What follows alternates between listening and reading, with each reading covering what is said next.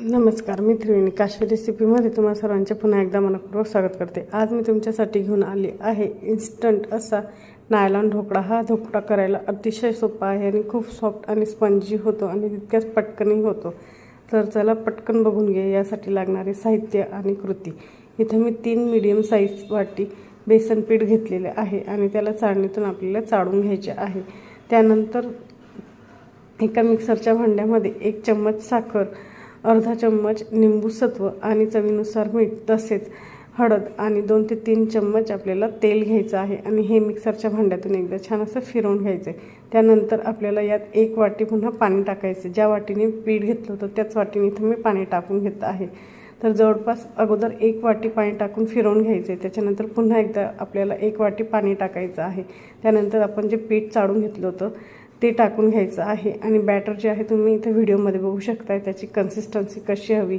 तर ह्या कन्सिस्टन्सीसाठी मी पुन्हा तिथं 1 पाऊण वाटी पाणी वाढवलं होतं आणि मग पुन्हा एकदा मिक्सरला आपल्याला सॉफ्ट असं आपल्याला हे बॅटर बनवून घ्यायचे। दुसरीकडे केक टिनला मी तेलाचा हात लावून घेत आहे। तुम्ही कुठलंही भांडं असेल ते वापरू शकतात।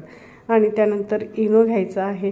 तो इनो ॲक्टिव्ह करण्यासाठी त्यात मी पुन्हा 1 चम्मच पाणी टाकलेलं आहे आणि इथे तुम्ही कन्सिस्टन्सी बघू शकता आपल्या बॅटरची कुठल्या प्रकारचे आहे।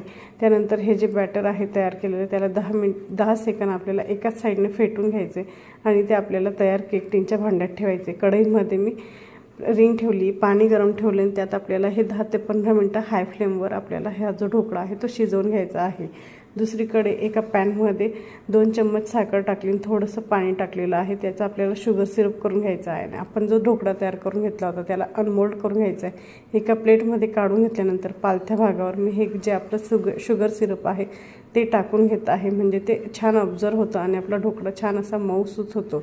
त्यानंतर एक पॅन घेतलेलं आहे, म्हणजेच जे कढलं घेतलं आहे त्यात तेल टाकले, त्याच्यानंतर त्यात मिरच्या टाकल्या, जिरं, मोहरी, हिंग, कढीपत्ता याची फोडणी करून घ्यायची आहे आणि ही जी तयार फोडणी आहे ती आपण जे शुगर सिरप तयार करून घेतलं होतं त्यात टाकून घ्यायची आहे आणि ही फोडणी त्यात टाकल्यानंतर आपल्याला ती ढोकळ्यावर छान अशी पसरवून घ्यायची आहे, म्हणजे आपला जो ढोकळा आहे तो अगदी मार्केट स्टाईल हलवाईसारखा होणार आहे।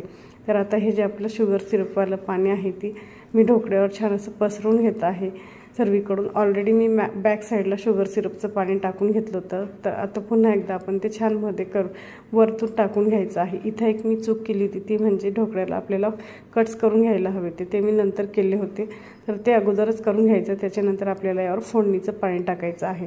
त्याच्यानंतर बारीक केलेली कट केलेली कोथिंबीर टाकून घ्यायची आहे आणि तयार आहे आपला अगदी हलवाई स्टाईल नायलॉन ढोकळा। तर तुम्हाला ही रेसिपी कशी वाटली कमेंट करून